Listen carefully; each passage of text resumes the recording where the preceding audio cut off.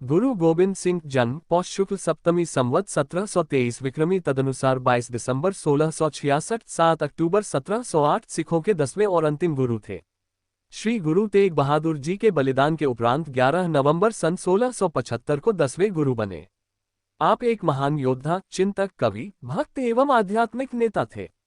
सन 1699 में बैसाखी के दिन उन्होंने खालसा पंथ की स्थापना की, जो सिखों के इतिहास का सबसे महत्वपूर्ण दिन माना जाता है। गुरु गोबिंद सिंह ने पवित्र ग्रंथ गुरु ग्रंथ साहिब को पूरा किया तथा उन्हें गुरु रूप में प्रतिष्ठित किया।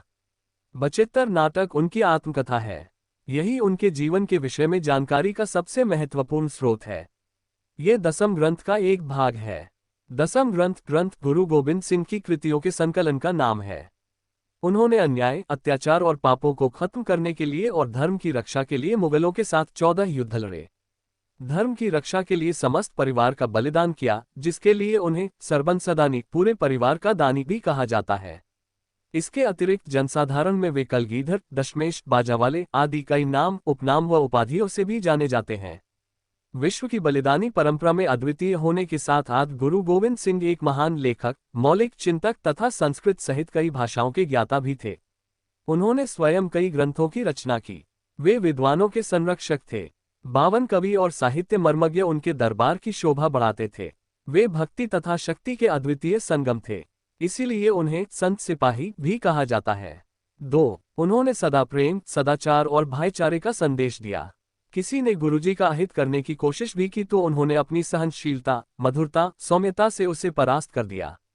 गुरुजी की मान्यता थी कि मनुष्य को किसी को डराना भी नहीं चाहिए और न किसी से डरना चाहिए। वे अपनी वाणी में उपदेश देते हैं, भई काहू को देत नहे, नहे भय मानतान। वे बाल्यकाल से ही सरल, सहज, भक्ति भाव वाले कर्मयोगी थे। उनकी वाणी में मधुरता, सादगी, सौजन्यता एवं वैराग्य की भावना कूट कूट कर भरी थी। उनके जीवन का प्रथम दर्शन ही था कि धर्म का मार्ग सत्य का मार्ग है और सत्य की सदैव विजय होती है। गुरु गोबिंद सिंह जी का जन्म। आनंदपुर साहिब को छोड़कर जाना और वापस आना संपादित करें। अप्रैल 1685 में सिरमौर के राजा मत प्रकाश के निमंत्रण पर गुरु गोबिंद सिंह ने अपने निवास को सिरमौर राज्य के पांवटा शहर में स्थानांतरित कर दिया। सिरमौर राज्य के गजट के अनुसार राजा भीमचंद के साथ मतभेद के कारण गुरुजी को आनंदपुर साहिब छोड़ने के लिए मजबूर किया गया था और वे वहां से टोका शहर चले गए। मत प्रकाश ने गुरुजी को टोका से सिरमौर की राजधानी नाहन के लिए आमंत्रित किया। नाहन से वह पांवटा के लिए रवाना हुए। मत प्रकाश ने गढ़वाल के राजा फतेह शाह के खिलाफ अपनी स्थिति मजबूत करने के उद्देश्य से गुरुजी को अपने राज्य में आमंत्रित किया था।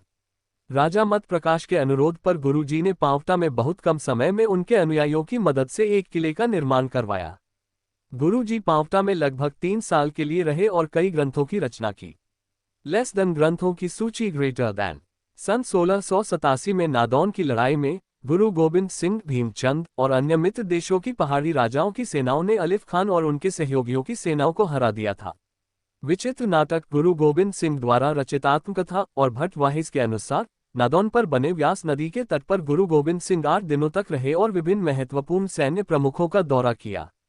भंगानी के युद्ध के कुछ दिन बाद रानी चंपा, बिलासपुर की विधवा रानी, ने गुरुजी से आनंदपुर साहिब या चकनानकी, जो उस समय कहा जाता था, वापस लौटने का अनुरोध किया, जिसे गुरुजी ने स्वीकार किया। वह नवंबर 1688 में वापस आनंदपुर साहिब पहुंच गए। 1695 में दिलावर खान, लाहौर का मुगल मुखिया, ने अपने बेटे हुसैन खान को आनंदपुर साहिब पर हमला करने के लिए भेजा। मुगल सेना हार गई और हुसैन खान मारा गया। हुसैन की मृत्यु के बाद दिलावर खान ने अपने आदमियों जुझारहाड़ा और चंदेल राय को शिवालिक भेज दिया। हालांकि वे जसवाल के गज सिंह से हार गए थे। पहाड़ी क्षेत्र में इस तरह के घटनाक्रम मुगल सम्राट औरंगजेब लिए चिंता का कारण बन गए और उसने क्षेत्र में मुगल अधिकार बहाल करने के लिए सेना को अपने बेटे के साथ भेजा। खालसा पंथ की स्थापना, आक्रमण किया और अत्याचारियों की ईंट से ईंट बजा दी। गुरु गोविंद जी के बारे में लाला दौलत राय, जो कि कट्टर आर्य समाजी थे, लिखते हैं, मैं चाहता तो स्वामी विवेकानंद, स्वामी दयानंद, परमहंस आदि के बारे में काफी कुछ लिख सकता था, परंतु मैं उनके बारे में नहीं लिख सकता जो कि पूर्ण पुरुष नहीं है। मुझे पूर्ण पुरुष के सभी गुण गुरु गोविंद सिंह में मिलते हैं। अतः लाला दौलत राय ने गुरु गोविंद सिंह जी के बारे में पूर्ण पुरुष नामक एक अच्छी पुस्तक लिखी है। इसी प्रकार मोहम्मद अब्दुल लतीफ भी लिखता है कि जब मैं गुरु गोविंद सिंह जी के व्यक्तित्व के बारे में सोचता हूं तो मुझे समझ में नहीं आता कि उनके किस पहलू का वर्णन करूं। वे कभी मुझे महाधिराज नजर आते हैं, कभी महादानी, कभी फकीर नजर आते हैं, कभी वे गुरु नजर आते हैं। गुरु गोबिंद सिंह जी की रचनाएं। केंद्रित कृति। शस्त्रमाला, विभिन्न शस्त्रों के नाम और प्रकार का उल्लेख। जफरनामा, जफरनामा अर्थात विजय पत्र गुरु गोविंद सिंह द्वारा मुगल शासक औरंगजेब को लिखा गया था। जफरनामा दसम ग्रंथ का एक भाग है और इसकी भाषा फारसी है। भारत के गौरवमयी इतिहास में दो पत्र विश्वविख्यात हुए। पहला पत्र छत्रपति शिवाजी द्वारा राजा जयसिंह को लिखा गया तथा दूसरा पत्र गुरु गोविंद सिंह द्वारा शासक औरंगजेब को लिखा गया, जिसे जफरनामा अर्थात विजय पत्र कहते हैं। निस्संदेह गुरु गोविंद सिंह का ये पत्र आध्यात्मिकता, कूटनीति तथा शौर्य की अद्भुत त्रिवेणी है। अतपक्षियां चरित्र लिखिते, बुद्धियों के चाल चलन के ऊपर विभिन्न कहानियों का संग्रह। खालसा महिमा, खालसा की परिभाषा और खालसा के कृतित्व।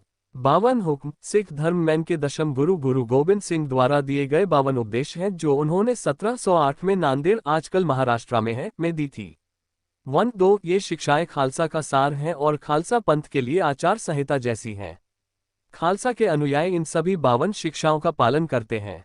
आधे नाम से न बुलाना, सिखों का पूरा नाम हमेशा आदर से लेना। 37 शराब नहीं सेवानी, शराब का सेवन नहीं करना। 38 सिर मुंह नु कन्या नहीं देनी, ओस घर देवनी जिथे अकाल पुरुष दी सीखी है। जो कर्जी ना होवे, भले स्वभाव दा होवे, आते ज्ञानवान होवे, बेटी का रिश्ता केश रहित सिख से नहीं करवाना। रिश्ता उस घर में करना जो गुरु का सिख हो, जहां वह गुरु की सीख हो, जहां घर कर्ज में न हो, अच्छे स्वभाव का हो और ज्ञानी हो। 39 शुभ कारज गुरबानी अनुसार करने, सभी शुभ काम गुरुबानी के अनुसार ही करने। 40 चुगली कर किसे दा कम नहीं बिगाड़ना, चुगली कर कभी किसी का काम नहीं बिगड़ना। 41 कड़वा वचन नहीं कहना, कटु कड़वा वचन बोलकर किसी का दिल नहीं दुखाना। 42 दर्शन यात्रा गुरुद्वारे दी ही करनी, तीर्थ यात्रा गुरु घर गुरुद्वारा की ही करनी। 43 वचन करके पालना, वचन देकर उसका पालन करना। 44 परदेसी लोड़वान दुखी अपंग मनुका दी याताशक्त सेवा करनी, परदेसी जरूरतमंद दुखी अपंग व्यक्ति की जितनी आपकी शक्ति हो उतनी सेवा करनी। 45 पुत्री दा धन भीख जानना, बेटी की कमाई को भीख सामान मानना। 46 दिखावे दा सिख नहीं बनाना, दिखावे का सिख नहीं बनाना। 47 सिखी केशा स्वासा संग निभावनी, केशदारी सिख रहकर ही जीना और मरना। केश कभी नहीं कटवाने, उनका सम्मान करना। 48 चोरी यारी ठगी धोखा दंगा नहीं करना, चोरी यारी ठगी धोखा दंगा करने से बचना। 49 सिख दा एतबार करना, गुरु के सिखों का विश्वास करना। 50 झूठी गवाही नहीं देनी, झूठी गवाही नहीं देनी। 51 धोखा नहीं करना, किसी को भी धोखा नहीं देना। 52 लंगर प्रसाद एक रस वार्तावना, लंगर और कड़ा प्रसाद को एक समान रूप से बांटना।